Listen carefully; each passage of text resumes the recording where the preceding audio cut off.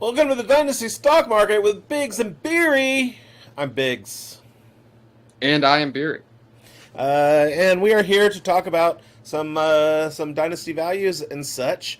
No intro today because for some reason this intro video that our very nice graphics person did for us. I guess we keep getting bricked for copyright violations from the free song that she used. So we're not going to be doing any of that. So imagine a song here, da, da, da, da, da, like whatever tempo you'd like, whatever instruments you'd like, and it's the Dynasty Stock Market or whatever.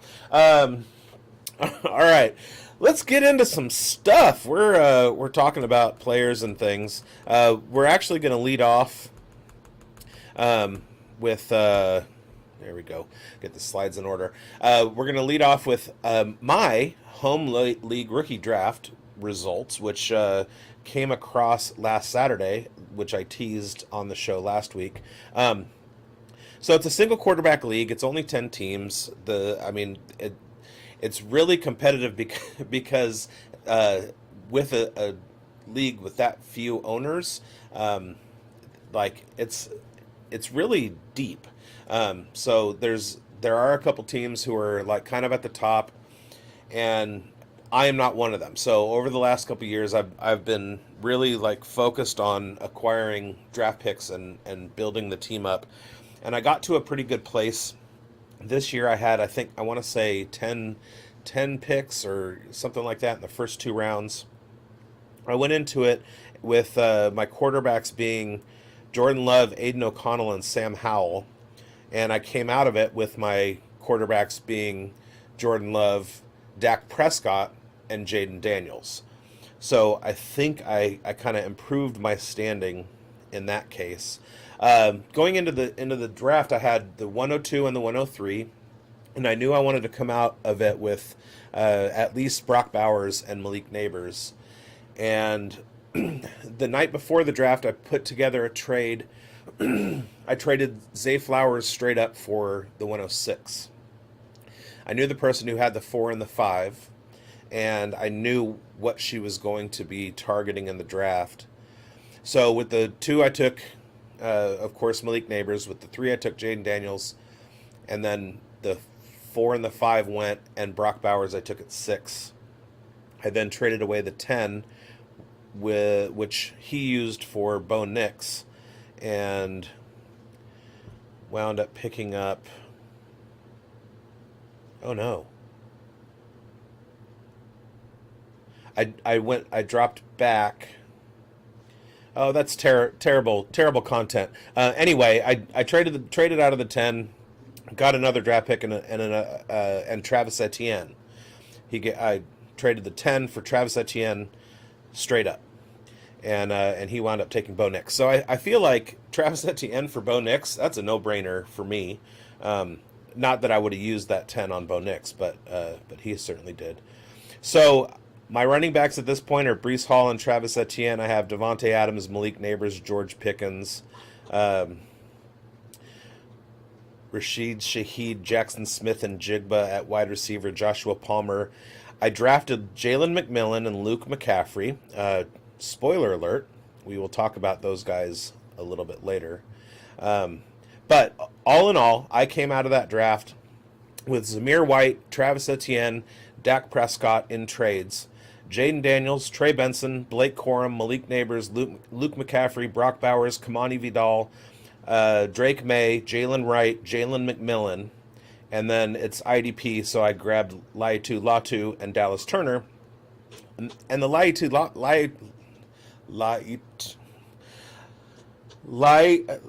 Latu is a hometown guy. He's from Jesuit High School, about 20 minutes away, and because of the injury to Samson Nabukum, he should be starting on the edge this year. So that is my home league draft. I think I did pretty well in completely restructuring my team. I still have a bunch of draft picks. I have a lot of young guys.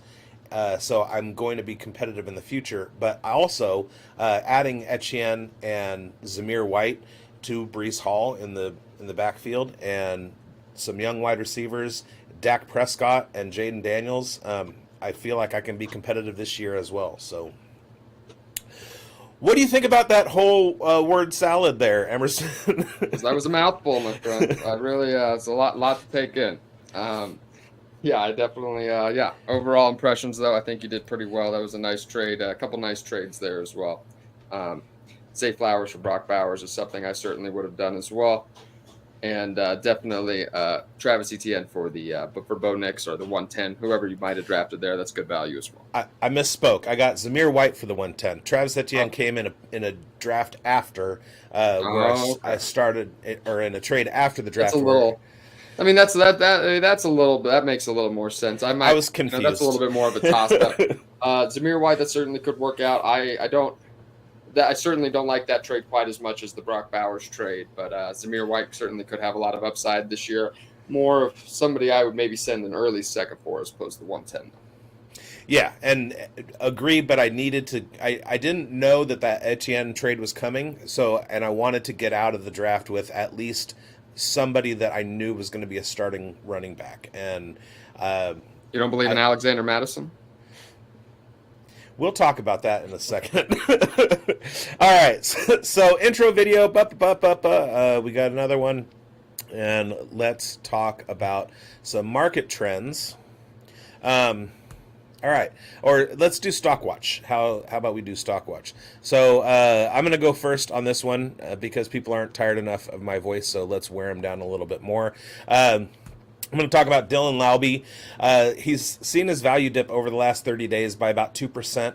The more casual players are starting to infiltrate the ADP results. And basically what the situation is this. I'm a Raiders fan. I have my ear to the ground in Raiders camp. And everybody is super impressed by the camp that he's having. He got a ton of steam coming out of mini camp. And that continued as training camp started, and then the Scott Fishbowl got rolling around, and he's pegged as a special teams guy. He's going to be returning kicks. So his Scott Fishbowl value started to skyrocket. People started talking about him, but the casual players still aren't really on board yet. After the pads came on the last couple days, he's continued to get a lot of press. In the post-practice press conferences, every single player and coach is being asked about him by the beat writers. The answers are pretty glowing. Right now, he's ranked at RB51. He's got an ADP of 221 in startup drafts. And he has a chance to break camp as the Raiders' RB2. All he has to do is outplay Alexander Madison, who's very inefficient, and I'm not sold on him at all, and 80-year-old Amir Abdullah. 80 is kind of old for a running back in the NFL, but he's still on the roster. Laube is an excellent receiver and route runner. As a junior at University of New Hampshire, he had a huge breakout. He had 1,294 rushing yards and 17 touchdowns. As a senior, they kind of pulled back on his carries a little bit. He dealt with an injury towards the end of the season. There was another running back that they started giving carries to as well. He did finish, though, with 699 receiving yards, and he had 1,500 total scrimmage yards. And then his two-season total was 3,250 yards from scrimmage and 33 touchdowns. So that's elite production. Some of the trades he's been involved in, just today, he's gone straight up for Zach Charbonnet. Somebody put together Laube and a 26 fourth for a 25 third. He's gone straight up for Demario Douglas. So I say, go grab Dylan Laube now before he hits the field for real, because once he does, if his talent translates at all into the NFL and he takes advantage of the dearth of talent in the Raiders running back room, Dylan Laube is going to be an absolute smash to kill his ADP. I like, especially, I did most of my rookie drafts in April, and day after the NFL draft, and that's when the Laube value was at its peak. I drafted him plenty in the fourth and fifth round, basically for free, just with the afterthoughts basically, and I was looking at the receiving production, and you could, he's more of a target, I would say, in PPR leagues. I don't know if he's ever going to be the guy to carry a lot, have a lot of rushing attempts. But in this Las Vegas offense, the reason I'm hesitant to buy him at as more his higher ADP, because with the hype coming around, it's hard to see anybody taking, especially in the coming days, it's hard to see anybody taking less than a third, for him. And I just think the Raiders' offense is going to be a little rough. Now, does that translate to more pass attempts? Maybe a little bit more lobby. It could. I just think the drives are going to be short. I'm sorry to the Raiders. I just think the drives are going to be short, and I think the touchdowns are going to be few and far between. We'll see. I think he's an intriguing dynasty hold. I think he could have a future. Like I said, as third down back, like a kind of like a Theo Reddick type. They're not similar players, but in terms of fantasy potential, at least. So somebody who I want to see. We'll see. I think we'll start off with some limited playing time. Maybe let this hype train slow down just a little bit and then come back to it.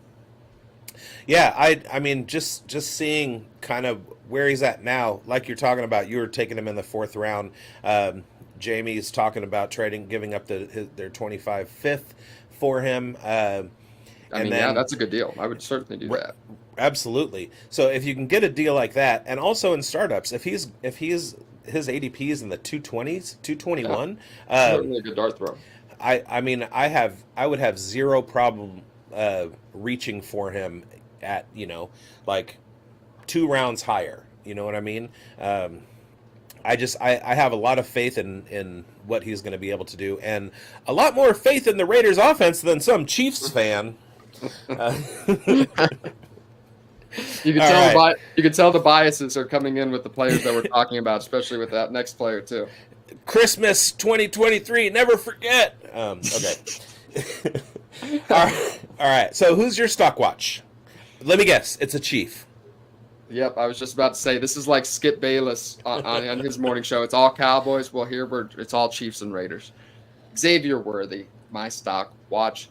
It's just. These highlights that we get to see like on Twitter and stuff, it's just always a roller coaster. But everybody has positive videos coming out every single day, no matter who you look for.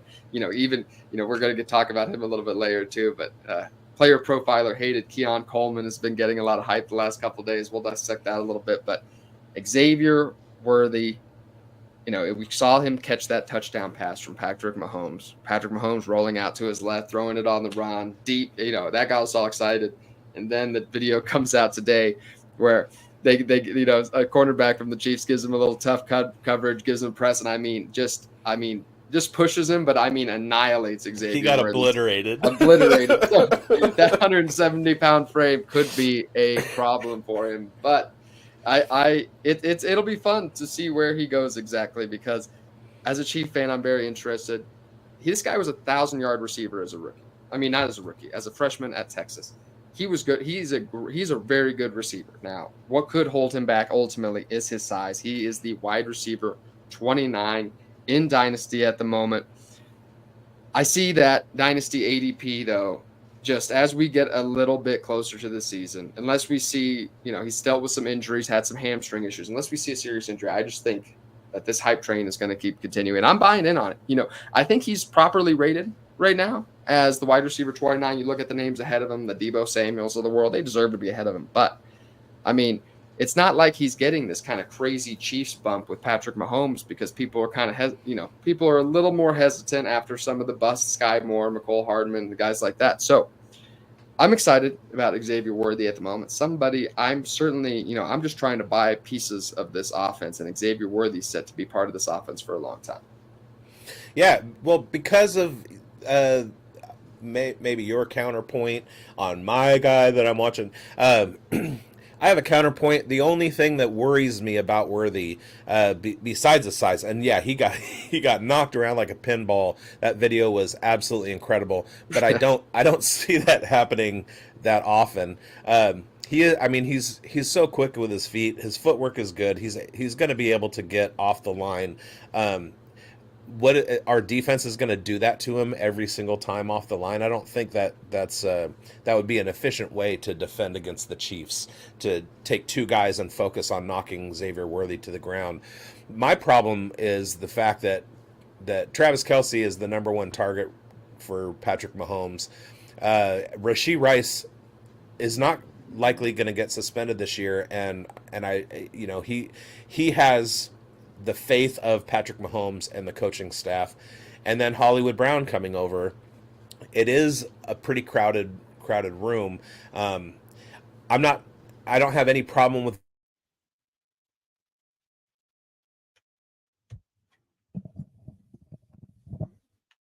Oh, one.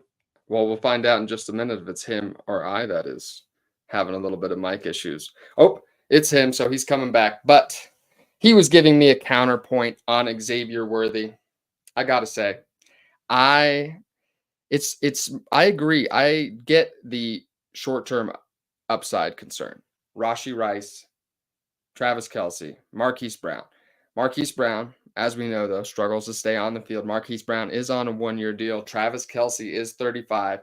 Now, is there potential for a a post, like, he starts off a little bit slower like Rashi Rice last year, and then you buy on that post bump? That's certainly possible. I'm absolutely fine buying at this price tag as well, though, because if you drafted Xavier Worthy, I think you're going to be a little bit patient for him. We saw Rashi Rice just to have a little bit start off slow last year. So, you know, I expect Xavier Worthy to get it going here, and I believe his value in Dynasty is very insulated as well, being tied to Patrick Mahomes. Deals that I would consider sending for Xavier Worthy. If you're a contending Dynasty team, 2025, when people see that first round, when people are in a rebuild and they see that first round pick coming, people get pretty excited. So I would be, first round pick. Oh, he's back. I've just been chatting about potential trades with Xavier Worthy, but first round pick and a second round pick, is that possible? I think it could be. First round pick and a throw-in player. Pick a first round pick and a Dylan Lobby, somebody who's getting a little hype right now. I think that's entirely possible. Yeah, Continue on. I don't know where I got cut off, but basically I was just saying that it's a crowded room, and I would bet on Xavier Worthy's talent, but and absolutely like take him in a startup, but I wouldn't expect for him to be a first year guy. That's all I'm saying. I agreed with you there. I think it's going to could be a little bit slow burn, but Marquise Brown 1-year deal, Travis Kelsey 35. It could be right around the corner for him. Absolutely. All right. We have market trends. Let's talk about market trends. Imagine a song in your head, guys, and that's the song that we're playing. All right. My market trend right now. I'm looking at Blake Corum. He's currently down 4% out in the market. Player Profiler has him ranked as RB19. He's right between Alvin Kamara and DeAndre Swift in dynasty value. And I like that a lot for him. I feel like if you're in a startup draft and you're looking at Kamara, or somebody takes Kamara, make Blake Corum your next pick. The thing about Corum that should scare people off is the performance of Kyron Williams last year. However, Blake Corum has higher draft capital, and we've seen it before. We've even talked about it on the show, I think. When somebody has that higher draft capital, a lot of times they tend to get a better look. And Corum is very good. Plus, Kyron Williams has already been dealing with some injury issues. So I like Corum, and I really like him before Swift. Depending on what my goal was, what my draft strategy was in a startup draft, I might draft him before Kamara if I'm looking more of a productive struggle build. If I'm looking for a win now, don't be afraid to draft. Sorry, I'm having all kinds of technical difficulties. If I'm looking at a win now strategy, not being afraid to draft old guys, I'm taking Kamara over him. But yeah, I like Blake Corum, and if his value is dipping, go ahead and go grab him. Blake Corum, yeah, I like it. I think we saw Cam Akers brought on a little slowly. I could see a world where Kyron Williams starts off the season strong, but I think the long-term plan is to hand this over to Blake Corum. I think we see the running back position. It's we see guys who with 6th, 7th round talents, and they were that way for a reason. Be very productive in the NFL because running back production is really a lot more just dependent on the offensive around him, really, than any other position. You're dependent on the offensive line, your quarterback play, so people don't stack the box. And if all those things come together for you, if you got some speed to you, and a little bit of instinct, you can be productive. So we saw Kyron Williams great last year. I think Blake Corum could be even better in this offense. So could I see Blake Corum starting off a little slow? But another guy that I think, the dynasty outlook is bright for Blake Corum. I envision him being the guy probably heading into 2025. It could maybe take a Kyron Williams, maybe getting nicked up for a game or two, though, for us to see him early on. Yeah, I like him, and I have as many shares as I possibly have been able to acquire at this point, because he does tend, when you're drafting with sharper people, he does tend to go a little bit sooner than. We'll see what his redraft value does over the next couple weeks as we start ramping up for redraft season 2. All right, who you got next? We are talking about Keon Coleman, who I mentioned earlier. Coleman is another player who's absolutely hated by the player profiler, alumni, and current podcast hosts. Theo Greminger and the Podfather, they all bag on him daily. So being compared to Quentin Johnston, and you look at the college profile, yeah, you could see it. But Keon Coleman, I think, has a lot better hands and is a lot better at catching the football in traffic than Quentin Johnston. So I was a better fan of the prospect, and I think Keon Coleman is I believe. We see the camp highlights coming out. We see the Bills finally getting excited about him. Everybody, and the Podfather predicted this on one of his podcasts. He's like, we'll see some highlight videos. People are going to start getting excited. That is true. But the Bills wide receiver, I like Curtis Samuel, but I think they're going to give Keon Coleman every opportunity to succeed. Maybe even one of his rookie year is one of his better years, but this is another player who, you look, it's Josh Allen. It's the potential wide receiver 1 for Josh Allen. And, his dynasty ADP is the wide receiver 35. And, like I said, I could see that increasing a couple spots. But, the potential, it's not a lot of risk for a very high reward potentially for Keon Coleman. Yeah, I liked him at Florida State. And he kind of saw a dip after their quarterback went down, but they were undefeated to a certain point, and he and Johnny Wilson were 2 of the reasons. Trey Benson as well. Now I'm looking over some of the trades that have gone down involving Keon Coleman today. In a single quarterback league, we have him going straight up for a 2025 first rounder. Somebody went ahead and packaged Alec Pierce and Rashid Shaheed for him in a half PPR league. That's a really good deal. Devon Achane and Jordan Addison for Keon Coleman and Zamir White. I'm sure you don't mind that one. And then Keon Coleman for a 25 round 2, a 25 round 3, and another 25 round 2. That's a little bit rich for me, but and then there's another one. Where they fall. Keon Coleman, a 25 first, a 25 third, and a 25 fourth for Jalen Waddle. Yeah, that's a pretty even trade, I would say. Yeah, depending on where that first falls. And Keon Coleman for Malachi Corley and DeAndre Swift. Keon Coleman for DeAndre Swift, Brian Robinson, and a 25 third rounder. Yeah, most of those trades, I have no problem acquiring Keon Coleman. Like I said, the draft capital really can swing either way. One of those picks goes early, obviously swings the other way. One of those picks goes late, but just assuming those picks kind of fall in the middle, I don't hate it. He's valued a little over a 2025 first round pick. That kind of, he's a first round pick himself. That doesn't, that makes sense to me. And the 2025, especially if you're in a super flex league, that quarterback class is looking a little weak next year. So you're not going to have as much depth in the late first round. So I don't mind sending out. This is going to be maybe a year where I'm looking to, if I'm a contending team, I'm looking to package my 2025 first for something that can help me out this year. And finally, Keon Coleman straight up for Jackson Smith and Jigba. I would take JSN there. But. Absolutely. I mean, I understand that you can quibble with the fact that he didn't get off to a great rookie start, but I would bet money that his rookie season was better than what Coleman's is going to be. And Lockett is on the way out. They have a new offense in Seattle with Ryan Grubb, who did a lot of stuff at University of Washington that we'll talk about in a little bit. Spoiler alert.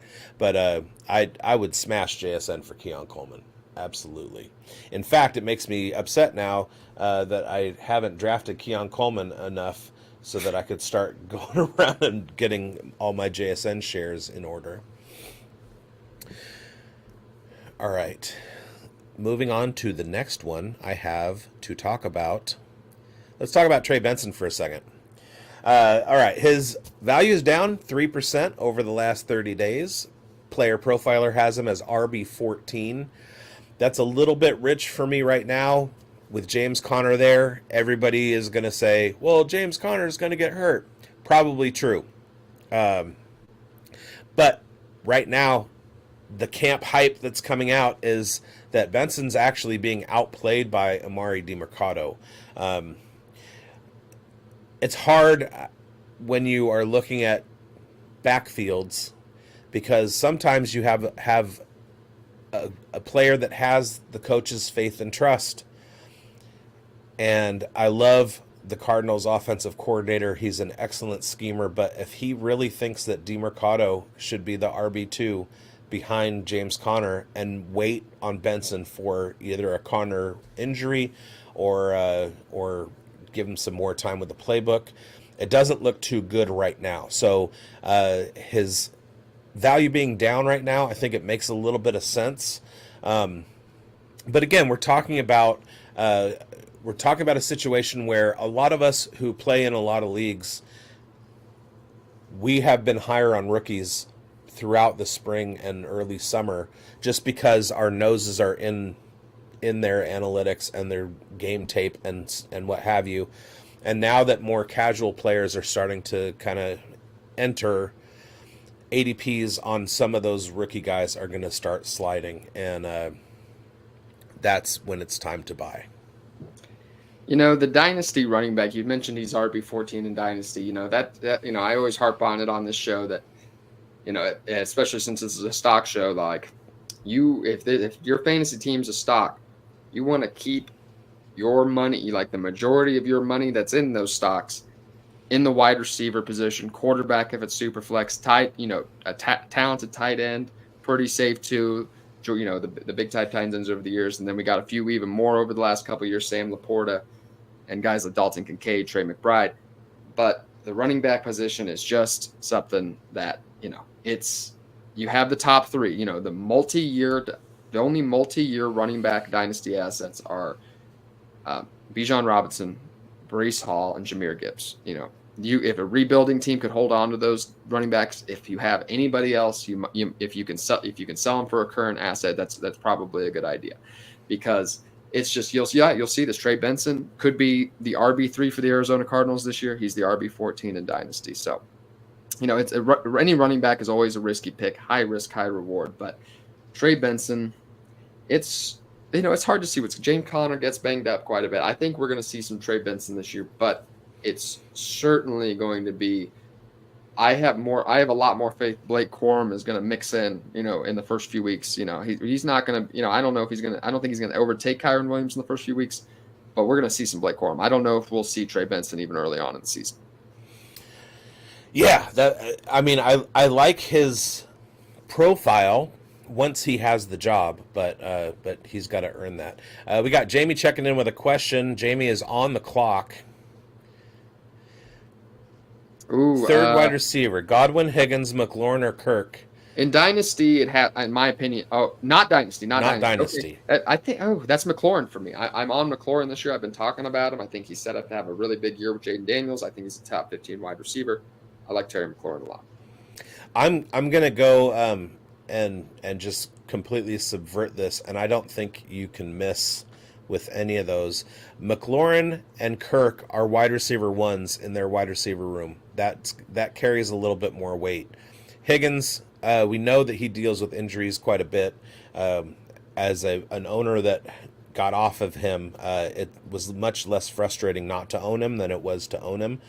And Godwin is kind of similar and a little bit older. I think I would rank those probably McLaurin, Kirk, Higgins, and Godwin. And when we get into our player spotlights, I'm gonna have a little bit more that will give you some clarity on the wide receiver room that Chris Godwin is in. Spoiler alert! All right, and for your final market trend, who you got? We are talking about Adonai Mitchell, somebody who I was excited about in the pre-draft process. I thought he might be a contender for the Chiefs. I thought the Chiefs might consider taking him at the end of the first round. Went with Xavier Worthy instead. He falls to the mid-second to the Indianapolis Colts. And I think people, I've seen his ADP fall in the last couple weeks. I think people are realizing the situation he's had in. He did the third-year breakout, really didn't do much until he came to Texas as a junior and played really well outside Xavier Worthy last year. But in camp, they're talking about him competing with Alec Pierce as the third wide receiver, and people are not quite sure he's going to overtake him. So, he has a lot of time. Wide receivers, especially in more complex offenses, it sometimes takes a minute, but he's not like good enough to be pressed. Like, we have to have this guy out on the field super early. And you're dealing with the fact that Anthony Richardson is going to be in the bottom, is very well could have the lowest pass attempts in the NFL this year. He's going to run the ball a lot, and when he does throw the ball, it's going to be hyper-focused on Michael Pittman. He did a good job of that last year, so I don't hate Michael Pittman at his ADP, but there's a lot that's going to have to go right for Adonai Mitchell to, I think you're certainly going to be a buy lower point. I like the talent. He could have some juice in the future, but I'm trying to get out of Adonai Mitchell at the moment just because I just think this year is going to be pretty bleak for him. And, and Anthony Richardson is a huge question mark in himself. So if he's an injury risk, if he gets hurt again, then you're going to be looking at one of the worst offenses in the NFL too, maybe. Now, I look at Adonai Mitchell kind of in a similar light as, the mom when the kid says, "Can we go to the drive-thru?" and she says, "We already have burgers at home." I don't understand why they drafted A.D. Mitchell. He doesn't do much more than Alec Pierce. I thought Alec Pierce was going to have a fairly big year last year, just given Anthony Richardson's propensity to throw 85-yard bombs, and Alec Pierce can outrun a defense, which basically that's A.D. Mitchell too, although A.D. Mitchell doesn't have the greatest of hands. It seemed to me like it was just a weird pick. The Colts made a weird pick, especially given Josh Downs is there and Michael Pittman is there. We don't know what their passing game volume is going to be. I've been avoiding A.D. Mitchell at all cost. And I don't know, like, why it reminds me of Henry Ruggs. Anybody that follows football might remember the Ballad of Henry Ruggs. But when Ruggs came out, the Raiders drafted him among Jerry Jeudy and CeeDee Lamb. They were all right there. Ayuk was part of that draft too. And Ruggs basically had one talent. Granted, it won at least one game for the Raiders, but the Raiders didn't really have much more in their wide receiver room. They didn't have Devontae Adams yet. They were basically running with Zay Jones and Darren Waller as their top targets, Hunter Renfrow and Henry Ruggs. And Ruggs was great with the deep ball, but that was it. And his fantasy value was pretty suppressed. And I see a similar role for A.D. Mitchell if he can win the job over Alec Pierce, who knows the route tree that is expected of him, knows what the offense is doing. He's got a year on A.D. Mitchell, so we'll see what happens. But I'm definitely not an A.D. Mitchell buyer at this point. we'll see. There could be a buy, the buy window could happen at the end of it, but I don't see a reason, like I said, it could just be a good idea to cash out, come back later, at post 2024 season if he flashes a little bit. Yeah, and there's a tool that I like to use that comes from a different website that gives a little bit of perspective on some wide receiver values when they were in college. And Adonai Mitchell comes in. Let me see if I can find him real quick. He comes in ranked 22nd in the class behind Devontae Walker, Brendan Rice, Jamari Thrash, Keon Coleman, Malachi Corley, Aeneas Smith, Javon Baker, Jacob Cowing, Anthony Gould, Roman Wilson, Jalen Polk, Brian Thomas Jr. So, I mean, he's ahead of Jordan Whittington and Bub Means, so he's got that going for him. But he has not been a target for me at all. By the way, using this metric, the bottom two ranked 34 and 35 in the class, Ricky Pearsall and Xavier Leggett. So take it for what it's worth, because I really like Xavier Leggett better than the 35th ranked rookie wide receiver. Anyway, do you want to dominate your dynasty leagues? Do you? We got an intrepid leader who's going to tell you how to do that.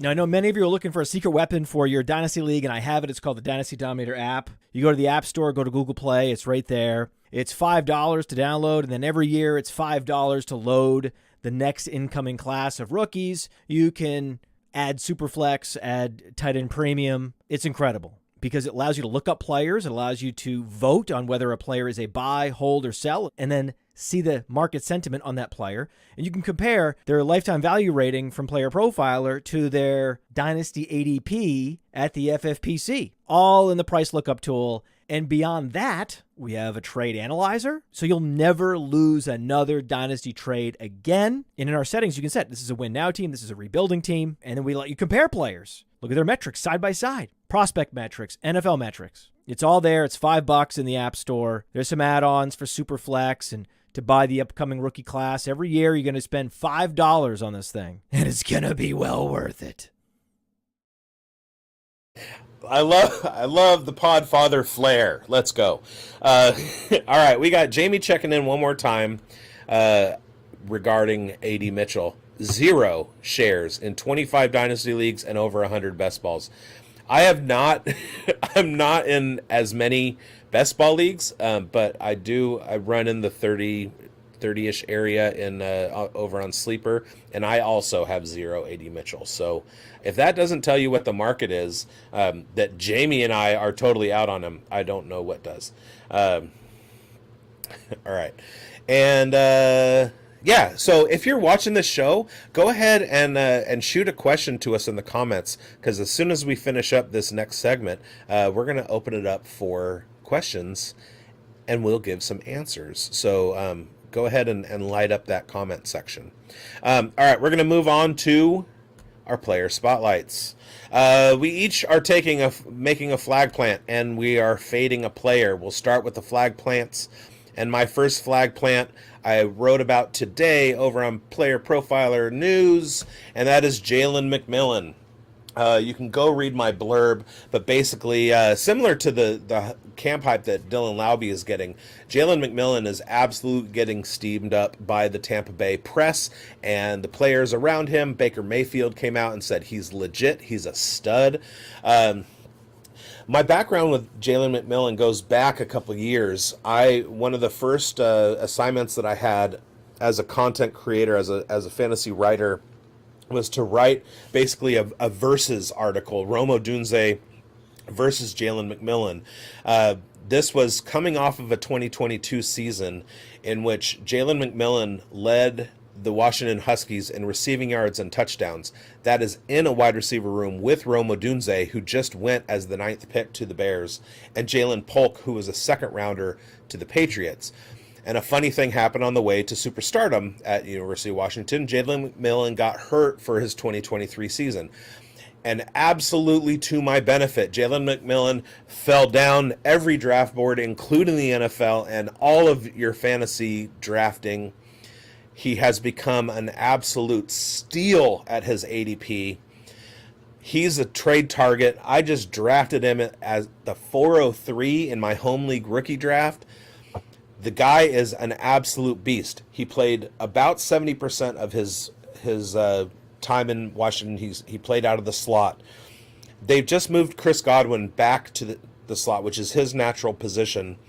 But we know that Godwin is a little bit older, and he does have a propensity to get hurt, soft tissue injuries, sprained ankles, things like that, which gives McMillan a prime opportunity to step into that slot role and take over if Godwin goes down.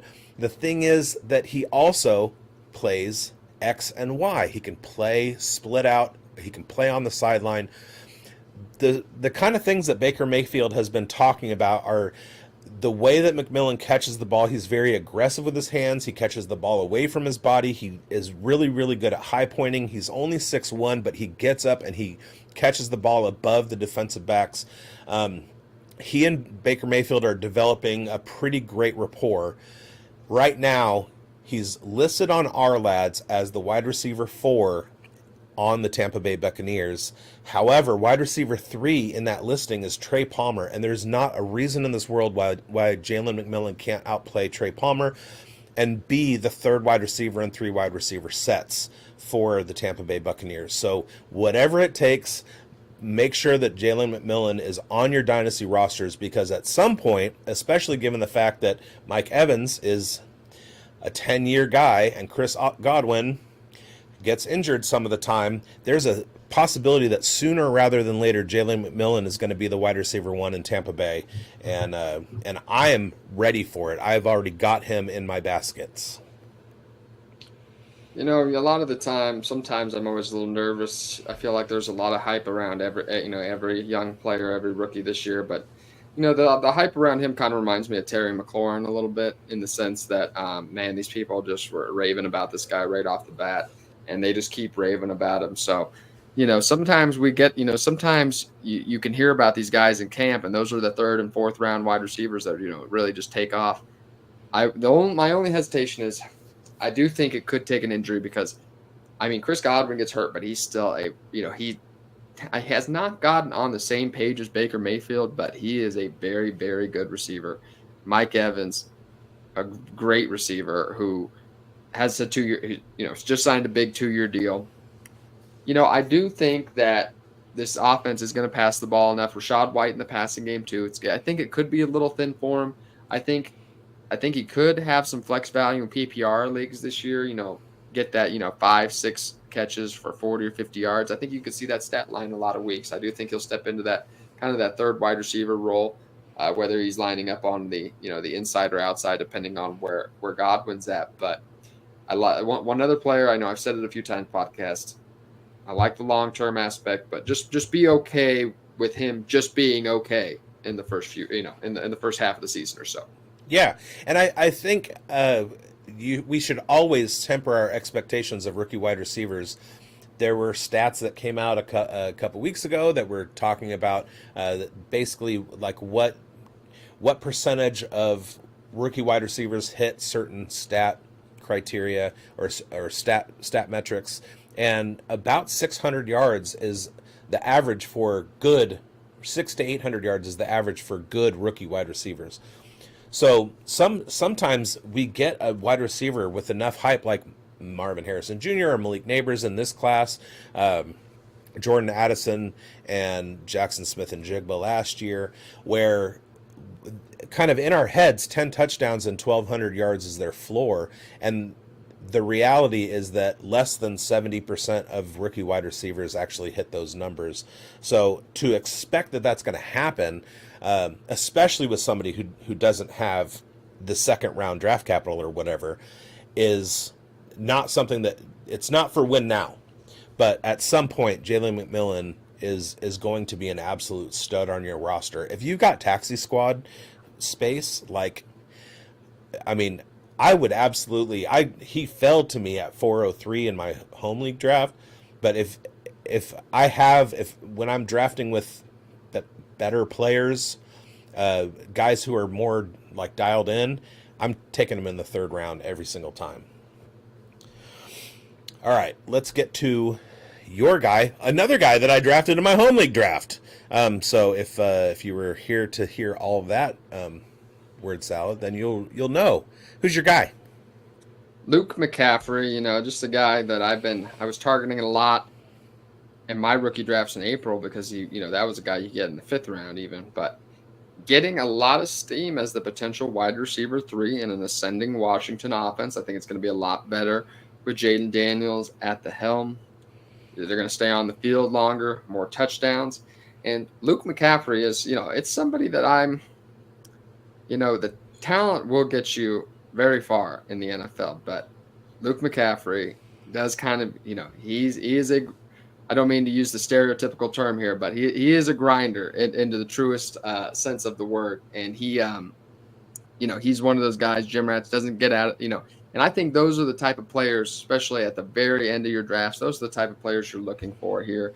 And he had a very good season at Rice's final year. And just somebody that I just kept catching my eye when I was watching a little tape this year. And I'm very intrigued to see exactly where he falls in the preseason. I do think, this is somebody I also highlighted because I just don't think that the mainstream is having a lot of hype on him. That's certainly somebody who you could work out a different deal and tell the other manager, like, yeah, I'll take that deal, but just throw in Luke McCaffrey. We got a deal. So, those are the type of trades I like to work out for him. Yeah, another wide receiver 3 with possibilities. He's got Jahan Dotson and Terry McLaurin ahead of him on the depth chart. We know some things about McCaffrey. Number one, his bloodlines.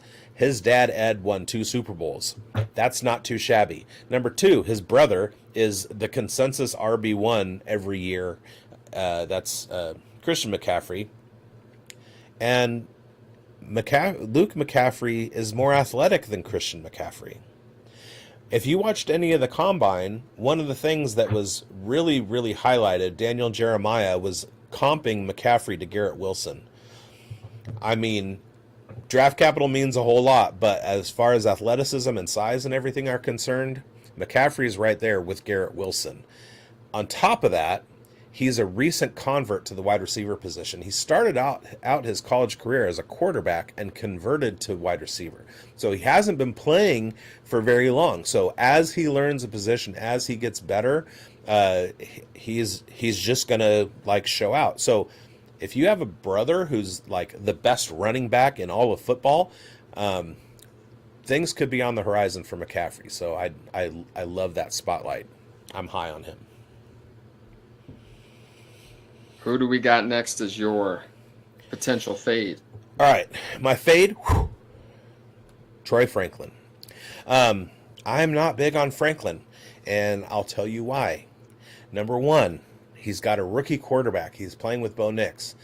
That might mean a little bit less in this situation simply because they came out of the same program at University of Oregon and they have that rapport developed already. So you can kind of picture yourself, or you can kind of imagine a position where Bo Nix is dropping back and he doesn't know where the other receivers are going to be, but he knows exactly where Franklin's going to be just because they've done it. They have the reps together. However, the Broncos just made their own flag plant with Cortland Sutton giving him a bag. Tim Patrick is coming back off of injury. He's not Sean Payton's guy. He was there when Payton got there, but neither was Cortland Sutton, and they just gave him a lot of money. Marvin Mims is there, and Marvin Mims can do a lot of the same things Franklin does. Start on the line of scrimmage and sprint as fast as you can down the field. So I feel like Franklin's route tree is going to be pretty limited. He reminds me a lot of A.D. Mitchell in that sense, where there's not going to be a lot of midfield work. It's just going to basically be go routes while he learns the Broncos playbook. And I'm not huge on him. I'm fading him. Yeah, he was a fantasy darling in the pre-draft, but definitely took a tumble when he had the 4th round draft capital. I know a lot of people thought. I saw mock drafts where he was in the 1st round. I know most people probably expected him to go in the 2nd round, but fell to the 4th. And, this is probably a good lead in for my next player, but I'm not excited about the Denver Broncos as a whole. And I'm not really buying outside of Cortland Sutton and maybe Javonte Williams. This is an offense I'm completely avoiding. Yeah, I mean, the other draft capital, I just talked about that. Sean Payton last year traded up to get Marvin Mims, where nobody expected Marvin Mims to go.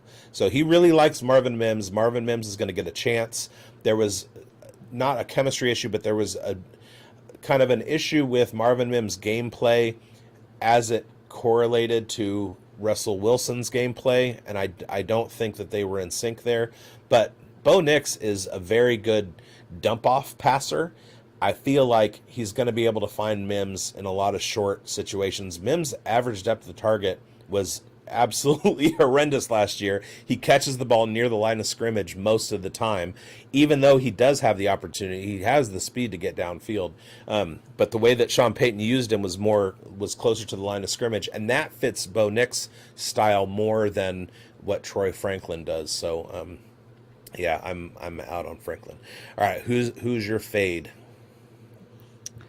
Well, my fade is it leads in well, like I said, that is Bo Nix. It's just I feel like I hear a lot of smart people talking to themselves into this lately, and I just cannot get on board. I know Sean Payton is this respected offensive guru, but it's been a little while. And he did have a Hall of Fame quarterback at that time.